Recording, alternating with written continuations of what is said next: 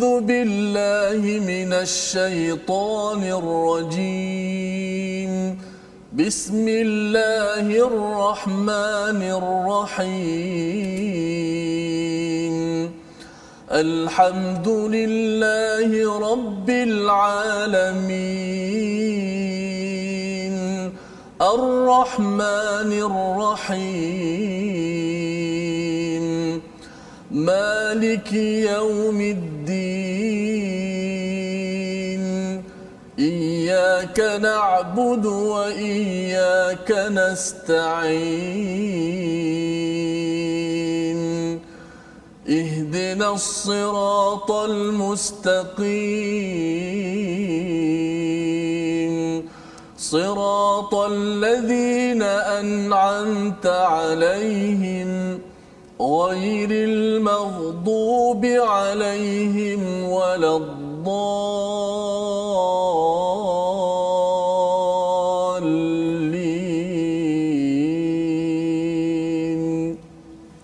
Amin ya rabbal alamin. Assalamualaikum warahmatullahi wabarakatuh. Alhamdulillah wassalatu wassalamu ala Rasulillah wa ala alihi wa man wala syada la ilaha illallah syada Muhammadan abduhu wa rasuluh. Allahumma salli ala sayidina Muhammad wa ala alihi wa sahbihi ajma'in. Alhamdulillah, kita memanjatkan kesyukuran pada Allah Subhanahu Wa Taala peluang pada pagi ini, pada hari ini untuk kita terus bersama dengan hidayah daripada Al-Quran. Dan alhamdulillah kita bertuah pada hari ini untuk bersama dengan tetamu jemputan dalam ulang kaji tadabbur kita pada halaman yang ke-65 hingga 69, meneruskan perbincangan kita memahami kepada surah Ali Imran, surah yang membina prinsip dalam kehidupan kita dan memahami bagaimanakah untuk kita dapat mencontohi salah satunya Ali Imran, keluarga Imran dalam kisah ini. Dan alhamdulillah kita pada hari ini bersama dengan Ustaz Dr. Khairuzaman bin Abdul Qadir, pensyarah bahasa Arab Fakulti Pengajian Islam Universiti Kebangsaan Malaysia. Assalamualaikum Ustaz. Waalaikumsalam. Alhamdulillah. Ahlan Ustaz ya. Ahlan. Jazakallahu khairan. Dan kita bersama dengan Ustaz Tirmizi Ali. Apa khabar Ustaz? Baik, alhamdulillah. Alhamdulillah. Kita tetamu istimewa kita pada hari ini, pensyarah bahasa Arab. Ya, jadi kalau ada soalan bahasa Arab, kita belajar bahasa Arab Ustaz hari ini.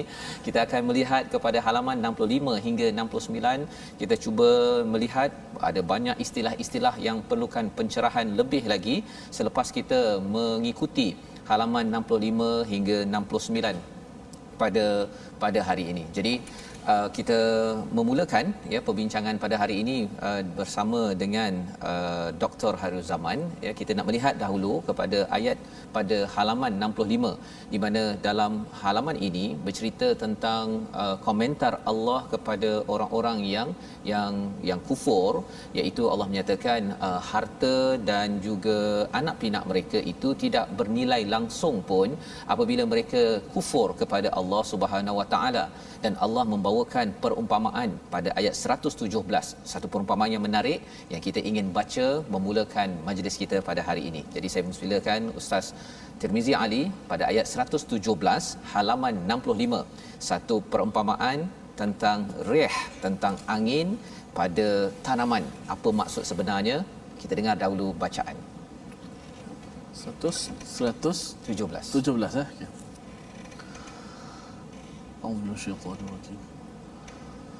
مثل ما ينفقون في هذه الحياة الدنيا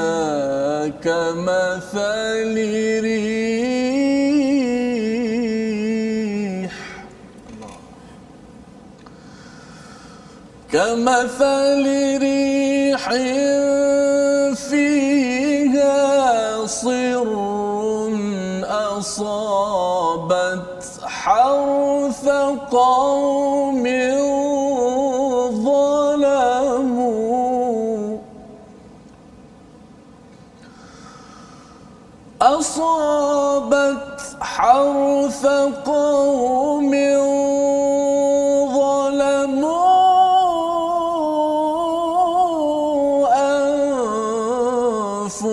أنفسهم فأهلكت وما ظلمهم الله ولكن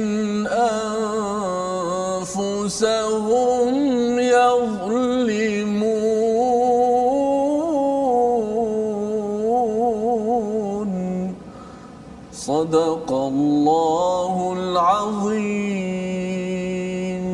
Sadaqallahul Azim. Itulah daripada ayat 117 ya, menceritakan perumpamaan harta yang mereka dermakan di dalam kehidupan dunia ini ibarat angin yang mengandungi hawa yang sangat sejuk yang menimpa tanaman suatu kaum yang menzalimi diri sendiri, lalu angin itu merosakkannya. Allah tidak menzalimi mereka, tetapi mereka menzalimi diri sendiri. Jadi di dalam ayat ini ada perumpamaan yang menarik untuk kita cerahkan bersama dengan Dr. Hairuzaman bin Abdul Qadir berkaitan dengan infak, tentang angin yang sir yang katanya amat dingin. Sebenarnya apa maksud daripada perumpamaan ini, Ustaz? Dipersilakan. Ya, bismillahirrahmanirrahim. Assalamualaikum warahmatullahi taala wabarakatuh. Assalamualaikum. Terima kasih Ustaz dan sahabat saya Ustaz Tirmizi. Masya-Allah suaranya tuan-tuannya muslimin muslimat yang begitu hebat. Di mana Quran ini merupakan terapi jiwa lah. Insya-Allah. Balik pada soalan tadi, di sini ada satu tashbih. Tashbih iaitu perumpamaan. Yakni harta-harta yang diinfakkan oleh orang-orang kafir, oleh orang-orang yang bukan Islam, seumpama tanaman yang ditimpa oleh angin yang sangat sejuk. Jadi di sini kalau dalam kajian bahasa Arab disebut fawasil. Fawasilul Arabiyyah adilalatul fawasil fi ayatil Quraniyah. Dilalah ni maknanya apakah maksud potongan-potongan lafaz bagi ayat-ayat tersebut. Jadi Quran ini merupakan mukjizat yang sangat besar ya.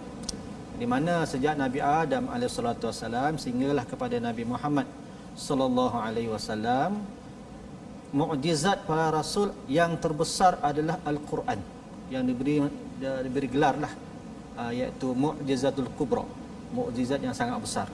Dan untungnya kita ni umat Muhammad sallallahu alaihi wasallam ni, para nabi, mukjizat para nabi dia dapat pada nabi tu. Nabi Ibrahim kan alaihi salatu wassalam tidak hangus dibakar di api. Nabi Ibrahim yang tidak hangus. Nabi Musa memukul lautan merah tu kan Ustaz ya. Yeah. Terbelah Nabi Musa yang punya tongkat tu. Tapi Nabi Muhammad mendapat mukjizat sallallahu alaihi wasallam yang besar, kita pun dapat. Itu yang paling seronok. Jadi tuan-tuan, bacalah Quran ya. Jangan jadikan Quran ini sebagai masa free, masa lebih baru nak baca. Jadikan keutamaan. Balik pada soalan tadi, di sini dia ada kesinambungan di antara cerita angin yang sejuk dengan tanaman. Jadi tuan-tuan muslimin muslimat sedang hadirin dan juga para pendengar sekalian, para tuan-tuan muslimin muslimat. Jadi angin ni sebenarnya dia adalah elemen kepada pendebungaan. Tanaman kan mesti angin.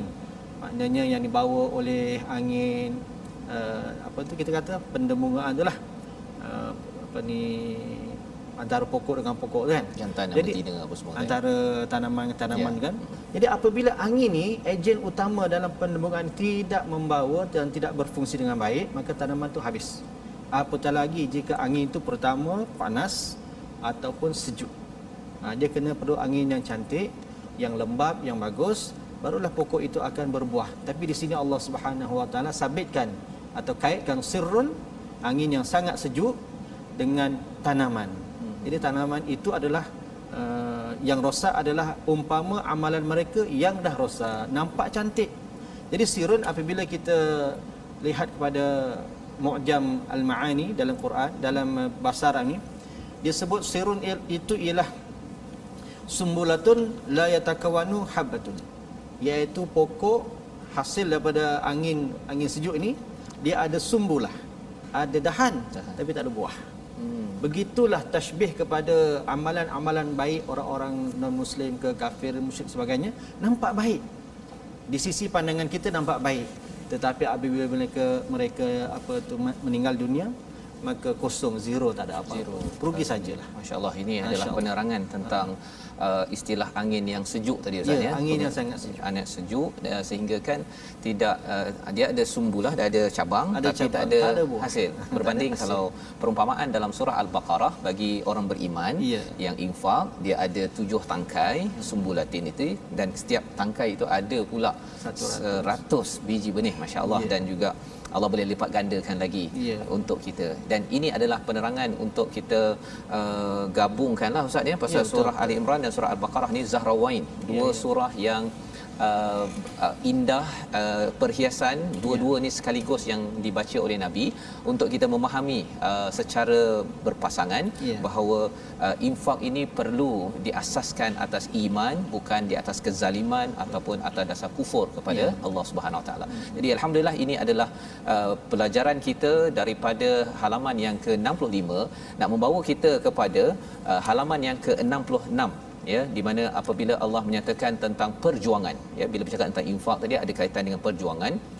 Dan ayat 122 bercerita tentang dua pihak yang yang lemah hatinya, istilahnya tafshala ya.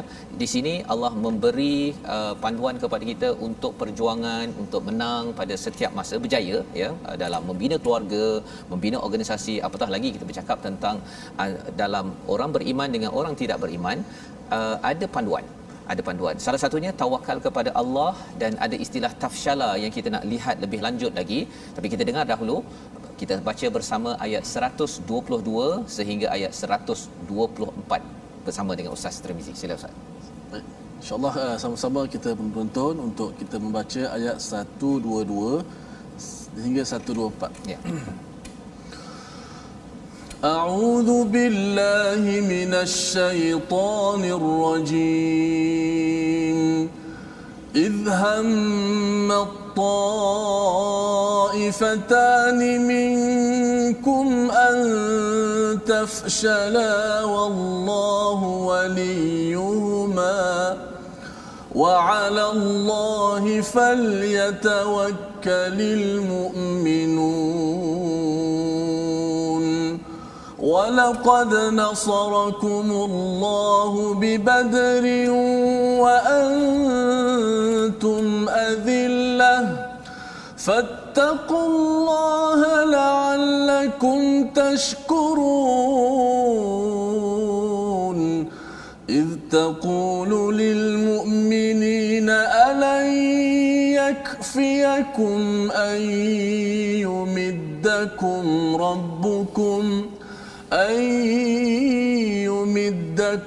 ربكم ب3,000 من الملائكة منزلين صدق الله العظيم. Surah Al-Azim ini adalah daripada ayat 122 hingga ayat 124. Allah membuat analisis, memberi komentar tentang peristiwa Uhud dibandingkan dengan Badar, tentang kemenangan umat Islam pada perang yang berlaku pada 2 Hijrah Badar, kemudian Uhud apa yang berlaku pada tahun 3 Hijrah itu. Pada pusingan pertama tentera Islam berjaya, tetapi pada pusingan kedua diserang oleh tentera musyrik yang diketuai oleh Khalid Al-Walid pada waktu itu. Jadi pada ayat ini Allah menyatakan ketika dua golongan daripada pihak kamu ingin berundur kerana takut, padahal Allah adalah penolong mereka, kerana itu hendaklah kepada Allah sahaja orang-orang mukmin bertawakal. Dan sesungguhnya Allah telah menolong kamu dalam perang Badar padahal kamu dalam keadaan lemah, kerana itu bertakwalah kepada Allah agar kamu bersyukur. Itu adalah kandungan daripada ayat 122, 123. Allah suruh kita bertawakal, jangan tafshala, jangan lemah. Yang kita nak tengok sebenarnya apa maksud tafshala di sini, apa kaitan dengan tawakal, dan bagaimana Allah membawakan kes berjaya sebelum ini ketika lemah, ketika rasa kurang, tetapi Allah boleh menangkan pada Badar. Jadi mari kita sama-sama bersama dengan Dr. Khairul Zaman untuk memahami istilah ini yang kita nak aplikasikan pada zaman ini, insya-Allah. Silakan Ustaz. Ya. Terima kasih Ustaz ya. Ayat seterusnya ni, terima kasih Ustaz Mizi, suara begitu lunak. Saya teruja sungguh dengan suara Ustaz Mizi ni. Allah, ini kelebihan pada Ustaz Mizi lah. Alhamdulillah. Ya. Semoga Allah Taala berkati Ustaz Tirmizi ya. Amin. Amin amin rabbal alamin. Balik pada soalan ni, tafsyala bermaksud gagal, lemah. Fashil tu gagal, lemah. Kalau kita lihat asbabun nuzul tu dia kembali merujuk pada dua kabilah iaitu Banu Salamah dan Banu Harith. Tapi ialah tu cerita lama dan cerita Quran ni dia sampai hari ini sampai kiamat relevan. Jangan kita anggap ketika itu saja kan zaman Nabi sallallahu alaihi wasallam.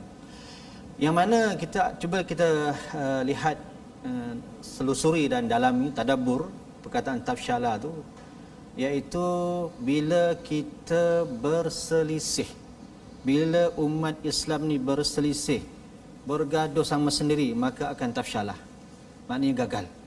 Oleh itu perselisihan ini, pertembungan itu wajib dihindari.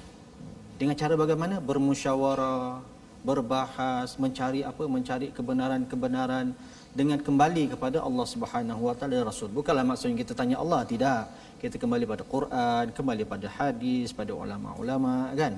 Jangan bergaduh kerana ia akan membuatkan kita ni fashil, iaitu gagal.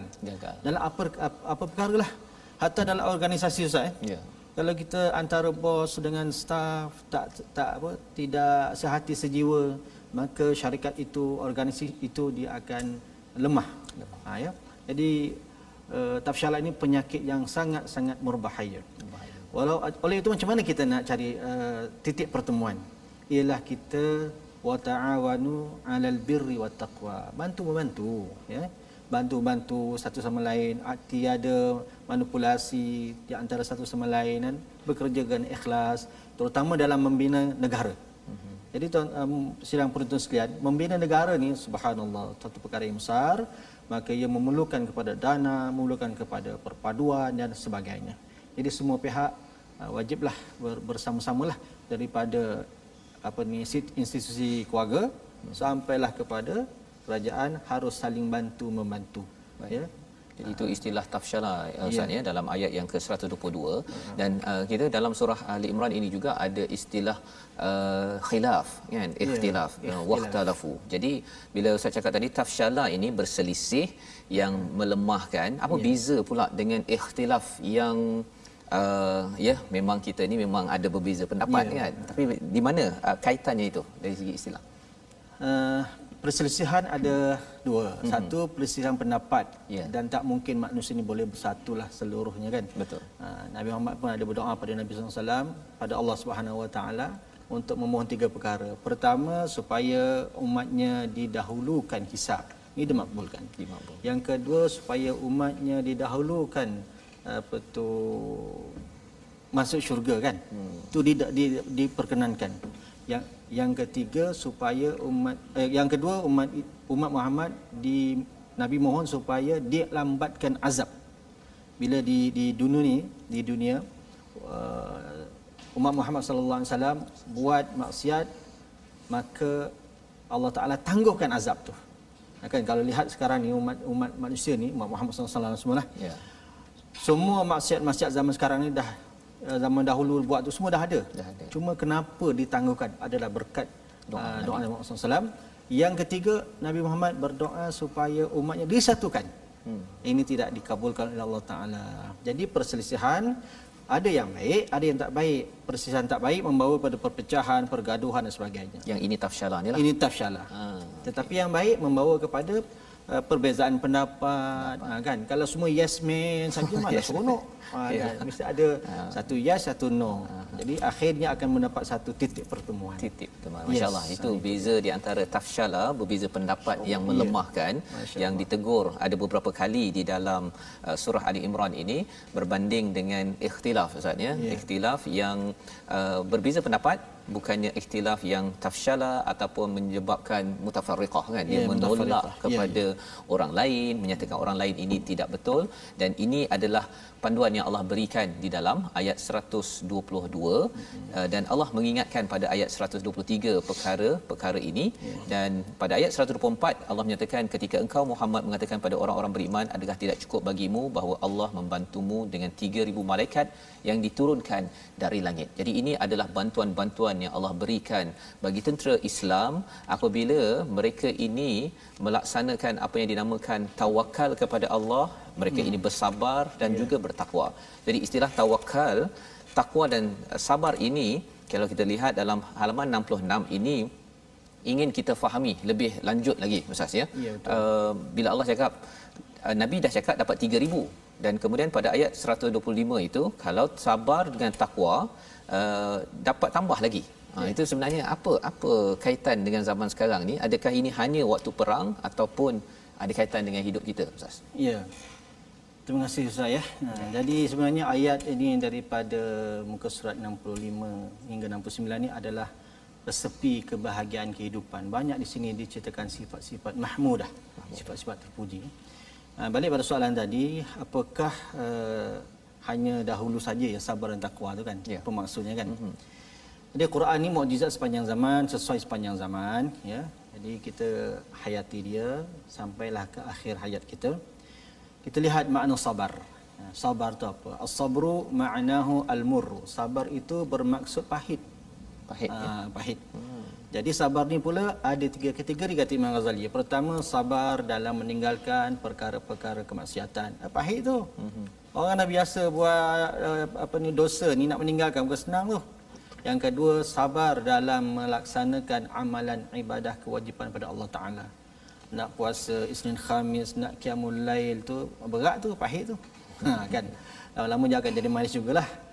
Yang ketiga, sabar ketika ditimpa musibah. Itulah fi sadamatil ula, dalam masa pertama tu. Bukannya dah yang ke-10 dah marah baru sabar. Bukan. Ketika sedang berhadapan dengan musibah tu, macam mana kita boleh menahan diri kita kan? Spontan lah. Spontan lah. Bila kita makan spontan aja kan. Tapi orang tu boleh tahan. Itu yang terbaik. Ada orang tahan marah ni sampai gigil lutut ni. Ustaz, kalau orang langgar kereta kan, orang langgar kita kan, kita sabar tapi lepas maki dulu baru sabar. Dah sekilo maki, sabar. Tak jadi lah. Tak jadi. Dia indah sadamatil ula ketika saat pertama tu. Spontan tu tidak. Spontan tu. Jadi itulah dia maksud sabar ya. Jadi perut kenyang, hidup senang, atas katil dia kata saya sabar sekarang ni. Ya, jadi kitalah bini ni mesti ada cobaan-cobaan, sabar saja. Tak ada dah. Cuba kita lihat dia kehidupan nenek kita, ayah kita sabar sampai ke tua. Saya banyak kali tanya kan pak cik apa rahsianya, sabar aja. Baik, yang kedua tawakal. Tawakal Ustaz takwa. Takwa ni bermaksud bukannya takut sebenarnya. Tapi kalau kerana takut dia senang. Maksud takwa ni berhati-hati. Ya, maksud takwa berhati-hati. Jadi berhati-hati dalam kehidupan ni. Cabaran saya nak bawa sikit pendapat Sayyidina Ali lah. Pertama, takwa maksudnya ialah al-khawfu lil jalil, takut dengan Allah Subhanahu wa taala. Yang kedua, ar-ridha bil qalil, redha dengan apa saja Allah Taala beri, banyak ke sedikit ke. Yang ketiga, wal amal bit tanzil, beramal dengan apa yang diturunkan oleh Allah Taala. Yang terakhir sekali, wal isti'dad li yaumir rahil, iaitu bersedia, buat persediaan untuk mati. Bila khatib Jumaat tu sebut ittaqullah, ingat 4 ni.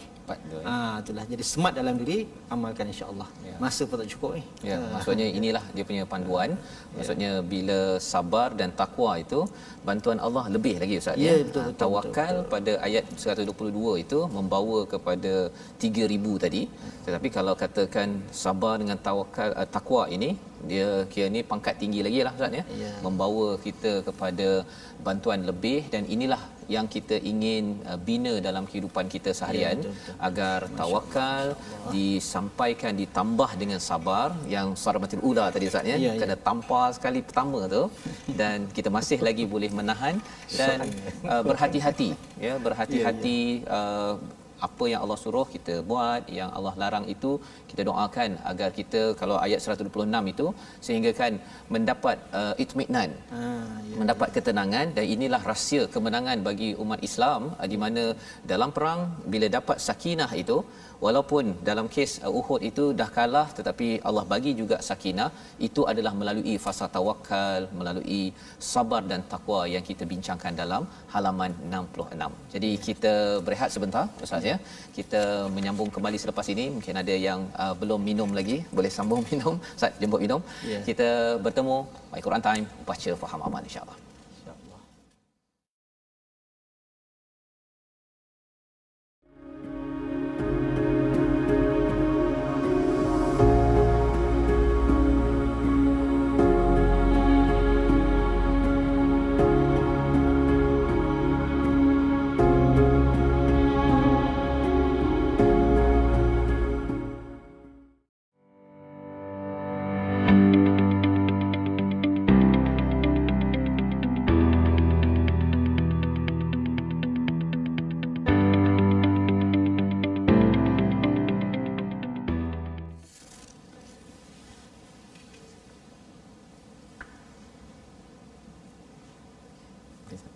Bertemu kita kembali dalam My Quran Time, baca faham amal. Pada hari ini kita mendalami kepada halaman 65 hingga 69 untuk sama-sama kita menghargai kepada formula kejayaan dalam kehidupan kita dan bagaimana juga untuk gagal pada ayat ataupun halaman yang ke-69. Allah memberitahu bagaimana seseorang itu boleh hancur ataupun jatuh hina kerana ada sesuatu yang dilaksanakan. Dan pada hari ini kita bersama dengan Ustaz Dr. Khairuzaman bin Abdul Qadir daripada FPI, daripada Fakulti Pengajian Islam UKM. Kita bertuah untuk kita belajar beberapa istilah mencerahkan lagi, dan sudah tentu pada ayat yang ataupun halaman ke-66 dalam analisis, dalam komentar Allah tentang perang Uhud, mengapa kalah ya pada raun kedua itu, ada timbul ayat tentang riba ya. Jadi kalau pada juz yang ketiga ada pasal riba, pada juz yang keempat ini juga ada pasal riba. Ini satu perkara yang serius yang kita ingin ketahui apakah rahsianya. Namun kita baca dahulu daripada ayat yang ke 130 dan sehingga ayat 132. Mari sama-sama tuan-tuan buka halaman 66 ayat 130 hingga ayat 132 dipimpin oleh Ustaz Tirmizi Ali, insya-Allah. Billahi minasyaitanir rajim. Ya ayyuhalladzina amanu la ta'kulur riba adhafan mudha'afa واتقوا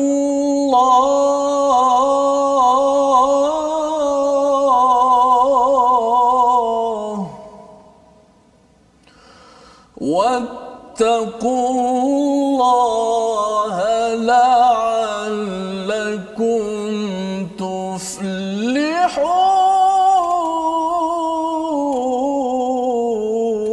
تفلحون واتقوا النار التي أعدت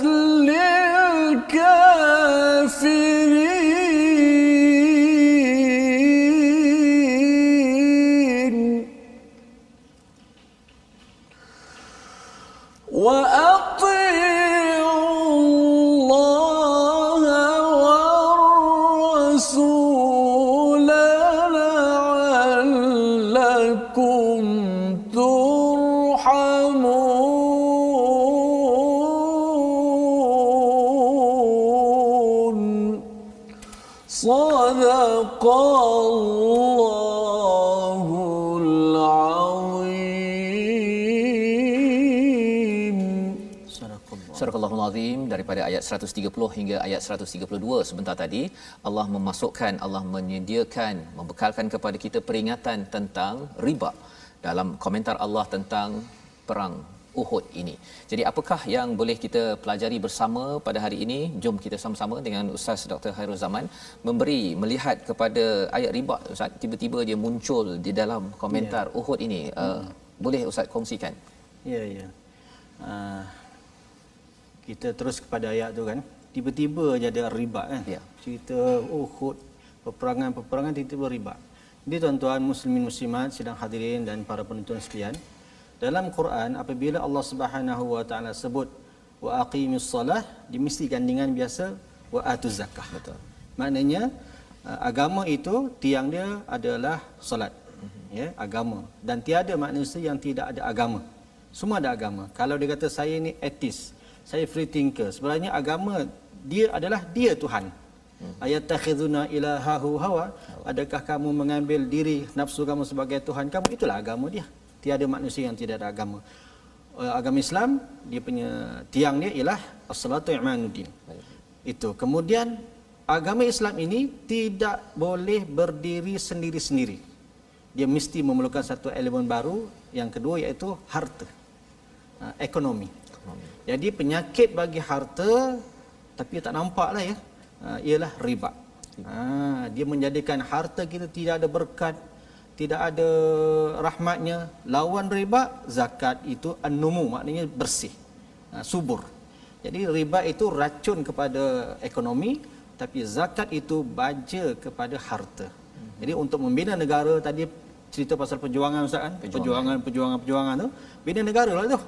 Ialah mestilah dihindari daripada riba. Jadi kita sebagai orang biasa cuba hindarkan ya daripada riba ini, berbahaya. Sehingga Allah Subhanahu Wa Taala mengizinkan memerangi riba. Maknanya sebelum memerangi orang tu, memerangi sistem dululah. Sistem tu kita kena perbetulkan, bukan diperangi, betulkan sedikit demi sedikit ya. Jadi riba di sini sangat berbahaya, virus kepada harta itu sendiri. Ya. Jadi ini penerangan tentang ya, virus kepada satu perjuangan Ustaz ya, untuk berjaya pada ayat 130 itu tuan-tuan sekalian. Allah menyatakan di hujung itu wattaqullaha la'allakum tuflihun, dan di hujung surah Ali Imran pun pada ayat 200 nanti kita akan bertemu dengan muflihun juga. Ini poin yang perlu kita beri perhatian. Kalau nak berjaya bahagia, salah satunya kena bersihkan harta Ustaz ya. Selain daripada bersihkan hati, kena bersihkan harta. Ada orang bersih hati, sembahyang tahajudnya mantap ya, kemudian solatnya tapi harta tak bersih Ustaz ya. Zakat satu, tapi satu lagi ialah sistem ini ya, sistem ekonomi yang dinamakan riba ini. Seawal kalau kita melihat kepada komentar perang Uhud ini juga disentuh, kerana tidak mungkin perjuangan ini ditata ataupun ditaja oleh sumber yang tidak halal Ustaz ya. Jadi ini panduan yang kita kena ingat sekali lagi, dan ia mengejutkan ketika saya baca juz keempat ni Ustaz ya. Tiba-tiba muncul dan Allah ingatkan lagi dengan wattaqun narallati uiddat lil kafirin, neraka bagi orang yang kufur, yang masih lagi mengambil virus ini dalam perjuangan. Tetapi kalau bercakap tentang orang yang bertakwa, apakah yang Allah tawarkan? Yang ini disampaikan pada ayat 133 hingga ayat ke 134. Kita baca dahulu, dipimpin oleh Ustaz Tirmizi. Sila Ustaz. Sila Ustaz. Ayat yang amat istimewa pada hari ini. Hebat ya. Ustaz Tirmizi sangat hebat. Masya-Allah. Amin amin. Tadi macam minta sama suruh baca dulu. Masya-Allah. Sila Tabarakallah. Amin. Mempertambah kehebatan Ustaz. Amin. Masya-Allah. Barakallahu fikum. Ayat berapa Ustaz sekali lagi Ustaz? 133 hingga 134. Kata hanyut dengan pujian bahagia. Masya-Allah. 133 134 Ya. 133 atas. Allahu وسارعوا إلى مغفرة من ربكم وجنة عرضها السماوات والأرض أعدت للمتقين.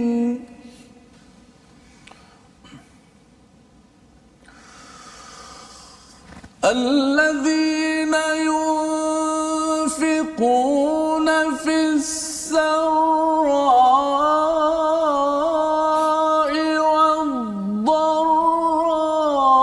والضراء والكاظمين الغيظ والعافين عن الناس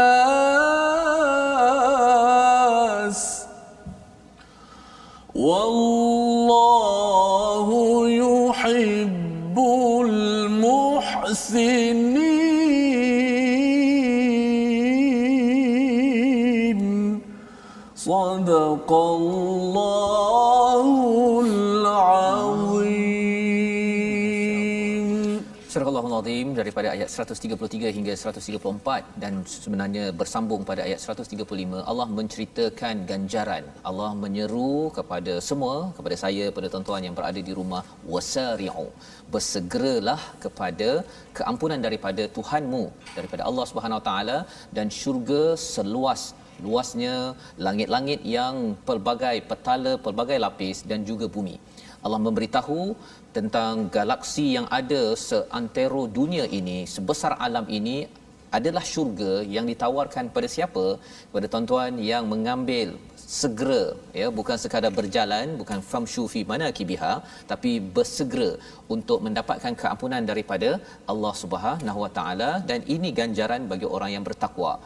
Pada ayat 134 itu Ustaz, ya, ada dijelaskan ciri orang bertakwa, dan di hujung itu ada istilah wallahu yuhibbul muhsinin. Jadi takwa dengan muhsinin ni Ustaz, ya, apa bezanya, dan kalau boleh Ustaz cerahkan lagi macam mana ayat ini untuk kita aplikasikan dalam hidup kita, insya-Allah. Baik, ya, jadi terima kasih Ustaz, ya, persoalan tu. InsyaAllah. Alhamdulillah. Terima kasih Ustaz Tirmizi, ya, membaca, masya-Allah. Terasa jiwa, getaran jiwa tu. Ya, betul. Saya bukan hampirlah mengalirkan air mata ni, tuan, ya. Sebab tu mukjizat sah. Masya-Allah, mukjizat. Bunyi pun dah mukjizat. Betul. Baiklah, pada soalan balik pada soalan tu Ustaz, ya. Ya. Jadi muttaqin adalah kita kata cirilah ataupun orang. Ihsan adalah satu sifat orang bertakwa. Jadi orang bertakwa antara sifatnya ialah berbuat baik. Berbuat baik. Jadi muhsinin ini untuk mencapai kepada takwa kena jadi orang baiklah. Gitu dia punya ringkasannya. Ringkasan. Baik. Jadi tuan-tuan, itu wasari'u. Bersegera, ni perintah ni, fi'lul amr.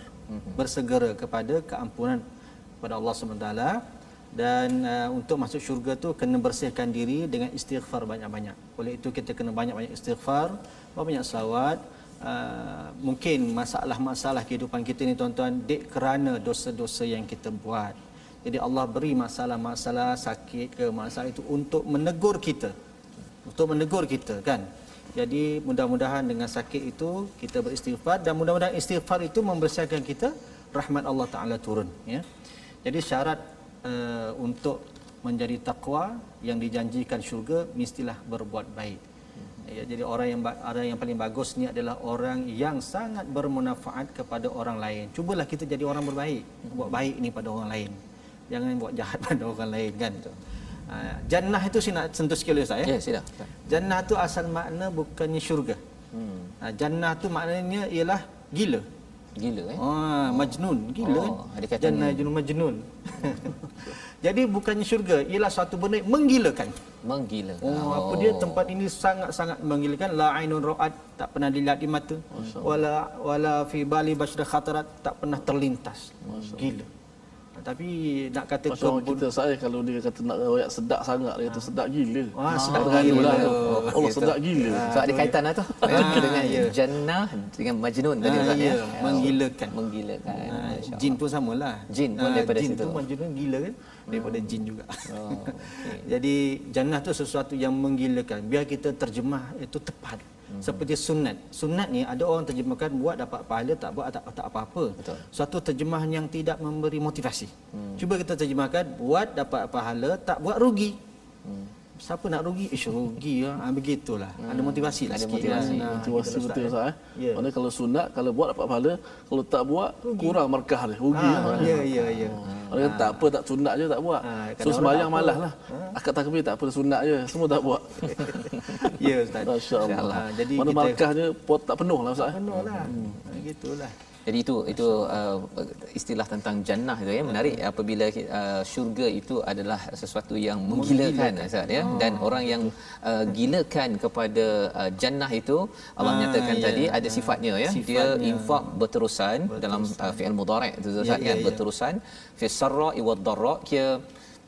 Orang biasa ni tak ada nak derma, kan. Waktu senang dia derma, kan. Waktu susah tu dia tidak menderma. Tapi dalam ayat ini Allah nyatakan, tapi ada satu istilah Ustaz ni, wal kadhiminal ghaith ini. Ini seronok ni. Cuba Ustaz cerita sikit pasal ada marah ni, ada ghadab dalam bahasa Arab kan, tapi di sini Allah gunakan perkataan wal kadhiminal ghaith. Perlukan pencerahan. Itu di antara wal kadhiminal ghaith ni ialah tashbih. Gigit geraham, maknanya gigit tu biar kuat sampai gigil-gigil, itulah sabar. Yang tahan marah betul ni kan? Tahan betul. Ini menggigit lah ni, menggigit geraham.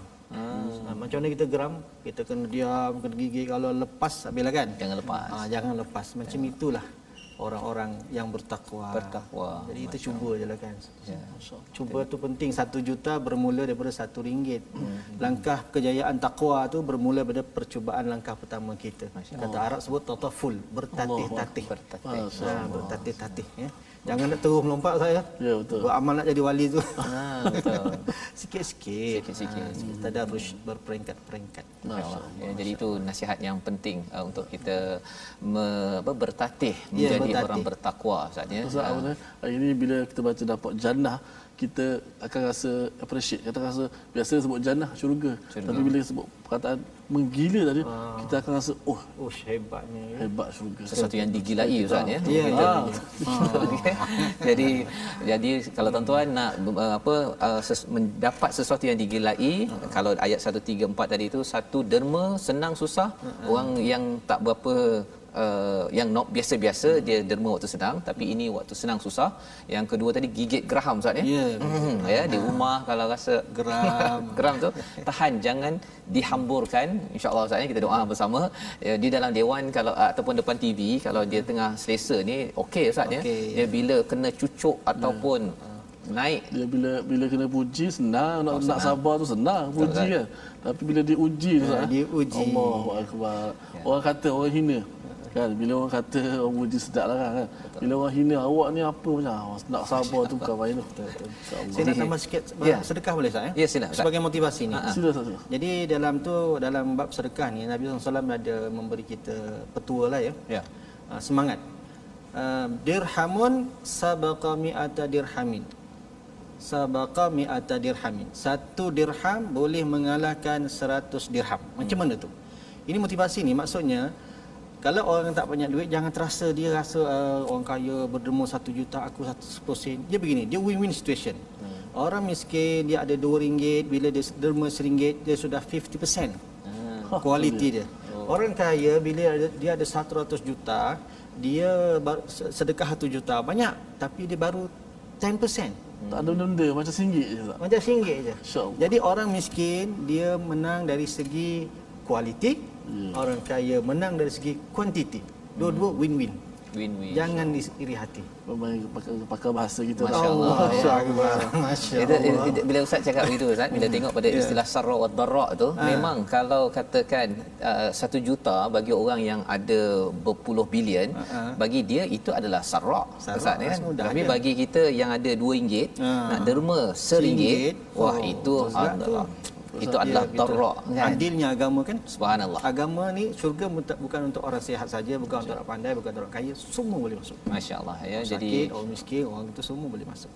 Jadi inilah motivasi penting untuk kita mengulang kaji, kita mendapat sudut baru untuk melaksanakan kita menjadi orang bertakwa, untuk merebut keampunan dan juga syurga seluas langit dan bumi. Jadi tuan-tuan dan puan-puan Allah sekalian, kita nak meneruskan lagi pada halaman yang ke-67 ini.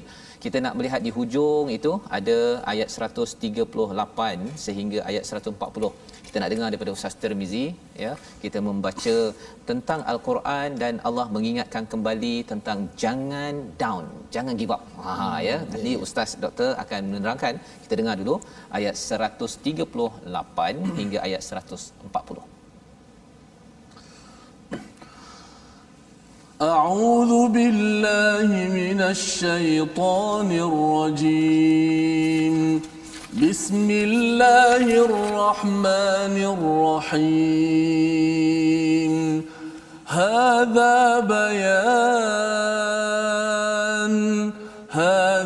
بيان للناس وهدى وموعظة للمتقين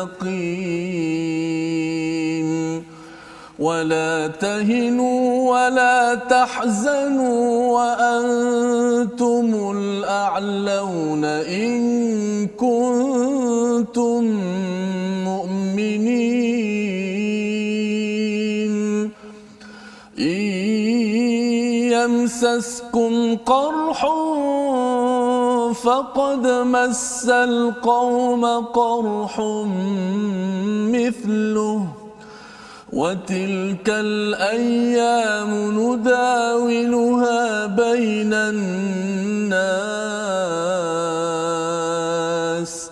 وليعلم الله الذين آمنوا ويتخذ منكم شهداء والله لا يحب الظالمين.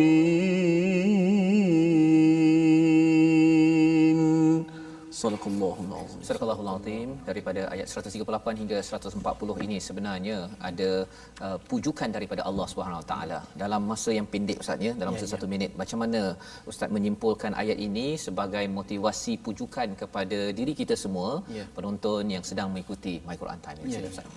Terima kasih Ustaz atas soalan dan juga kesimpulannya. Jadi ayat ini menyimpulkan, memujuk hati kita lah supaya jangan terlalu stres dengan ujian-ujian yang ada, kerana semua orang ada ujian. Kalau kita rasa tertekan, orang dahulu pun sama. Itu Allah Taala sebut dalam tu, qad masal qauma qarhum mithlu, sama aja. Sudah yang zaman dahulu pun sudah menghadapinya. Jadi kita ni apabila kita bersyahadah, maka kita sudah aku janji untuk memperjuangkan agama. Berjuang ni berat ya, berat dan penat. Jadi sabar aja, sabar terus dan terus, kerana orang dahulu pun sama juga. Ya, jadi di akhir tu Allah Subhanahu Wa Taala sebut peringatan juga kepada watilkal ayyamu nudawiluha, itulah hari-hari yang kami putar-putarkan. Jadi orang yang senang jangan lupa hari itu akan berputar nanti. Kalau anda lupa di atas, nanti akan jatuh ke bawah. Orang di bawah pun jangan lupa, one day insya-Allah satu hari nanti kita akan naik juga, senang juga. Sabar ajalah. Sabar. Dan istiqamah ya, sabar aja dalam hidup ni. Dan istiqamah, terus istighfar, selawat dan ikhtiar, tawakal dan doa. Cuma dalam kesempatan ini saya nak ajar tip doa boleh Ustaz ya? Ya, silakan. Jadi doa ni ada rukun doa. Ya, rukun doa. Pertama, minimal saya sebut masa pun tak panjang ni. Pertama tahmid. Kedua selawat. Ketiga doa kita. Keempat selawat. Mana tahmid tu paling mudah alhamdulillah. Yang biasa tuan-tuan baca tu okey je lah. Mana-mana doa yang tidak ada tahmid dimula, yang kedua selawat, ditutup dengan selawat, doa itu tidak akan diterima oleh Allah Taala. Saya dah doa banyak kali Ustaz, kenapa tak diterima? Macam mana kamu doa? Saya doa je lah. Memanglah tak diterima, tak kena rukun-rukun dia. Dan juga ada adabnya lah ya. Jadi masa pun tidak mengizinkan dan baik. Jadi kita jumpa lagi insya-Allah di masa sekejap je masa. Ya. Tak sempat lagi masa. Rasanya nak panjang lagi boleh. Jadi panduan yang menarik sebenarnya tentang doa tadi. Apatah lagi bila Ustaz menceritakan tentang pujukan tadi ya. Pasal tentera Uhud kalah ya, Badar menang kan. Jadi tentera Badar menang, orang kufur musyrik kalah. Pada waktu Uhud pula orang Islam pula kalah ya. Jadi Allah menyatakan tadi sebelum ini mereka luka, kamu luka, sekarang ni mereka luka. Jadi roda kehidupan, putaran itu yang diberitahu oleh Allah. Tapi Allah menyatakan Allah tidak suka, tidak cinta pada orang yang zalim. Kalau kita luka dalam perjuangan, luka ketika kita bertakwa, sebenarnya Allah menyatakan orang bertakwa itu dijemput untuk bersama Allah, mendapat keampunan, untuk mendapat syurga seluas langit dan bumi. Amin ya rabbal alamin. Sebabnya membawa kita kepada doa akhir, kita persilakan Dr. Khairuzaman bin Abdul Qadir untuk memimpin doa. Moga-moga Allah mencerahkan hati kita, memahami kandungan surah Ali Imran ini dan juga beramal, berjuang walaupun ada cabaran, tetapi kita tetap ada Allah bersama dengan kita. Silakan Ustaz. أعوذ بالله من الشيطان الرجيم بسم الله الرحمن الرحيم الحمد لله رب العالمين حمدا يوافي نعمه ويكافئ مزيده يا ربنا لك الحمد كما ينبغي لجلال وجهك وعظيم سلطانك اللهم صل على سيدنا محمد وعلى آل سيدنا محمد. اللهم اجعلنا من التوابين واجعلنا من المتطهرين واجعلنا من عبادك الصالحين واجعلنا من عبادك المخلصين واجعلنا من عبادك المتقين واجعلنا من عبادك الصابرين واجعلنا من عبادك الذاكرين. Ya Allah, Tuhan kami, jadikan kami hamba-hamba-Mu yang bertakwa, ya Allah. Hamba-hamba-Mu yang sentiasa bersabar dengan ujian-ujian-Mu, ya Allah. Dan selesaikanlah segala ujian-ujian kami, ya Allah. Jadikan kami, ya Allah, hamba-Mu yang sentiasa berzikir kepada-Mu, ya Allah. Ya Allah, jadikanlah kami, ya Allah, bapa-bapa yang soleh, anak-anak yang soleh, dan suami-suami yang soleh. Jadikanlah isteri kami, ya Allah, isteri yang salihah, anak-anak yang salihah, dan zuriat yang salihah, ya Allah. Allahumma ja'al jam'ana hadha jam'an marhuma wa tafarruqana min ba'dihi tafarruqan ma'suma. Wa sallallahu ala sayyidina Muhammad wa ala alihi wa sahbihi wa barik wa sallim. Walhamdulillahi Rabbil Alamin. Taqabbalallahu minkum. Minna wa minkum taqabbal ya karim. Terima kasih diucapkan kepada Ustaz Dr. Khairuzaman bin Abdul Qadir membacakan doa sebentar tadi, berkongsi mutiara daripada halaman 65 hingga 67 sebentar tadi, yang kita doakan pada tuan-tuan terus bersama dengan hidayah daripada Al-Quran. Kita berazam terus berjuang. Salah satu platform untuk tuan-tuan berkongsi rasa manisnya Al-Quran ini dalam wakaf Al-Quran untuk ummah. Sama-sama kita menyumbang walaupun RM1, 50 sen, tetapi sebagaimana yang dimaklumkan sebentar tadi, 50 sen bagi yang ada RM1 adalah barak, satu yang sukar. Allah menjanjikan syurga seluas langit dan bumi kepada tuan-tuan yang mengambil peluang pada hari ini. Dan jangan lupa tuan-tuan bersama dengan sahabat Al-Quran, Ustaz Tirmizi. Ya, betul, kita jemput semua sahabat-sahabat untuk gabung di platform rasmi yang kita sediakan. Ada Facebook Sahabah Al-Quran My #Quran Time dan My #Quran Time. Juga boleh tonton YouTube My #Quran Time Official dan Instagram My Quran Time Official. Bertemu lagi kita dalam sesi ulang kaji kita pada jam 11 malam dan juga pada jam 6 pagi esok, insya-Allah. Dan esok kita ada lagi satu ulang kaji, Ustaz, ya, untuk melihat balik halaman 65 hingga 69. Kita mengucapkan terima kasih kepada Ustaz Dr. Khairuzaman bin Abdul Qadir dan juga kepada semua tuan-tuan yang berada di rumah. Terima kasih kepada program yang dibawakan oleh Mufas, dan bertemu lagi kita My Quran Time, baca, faham, amal, insya-Allah.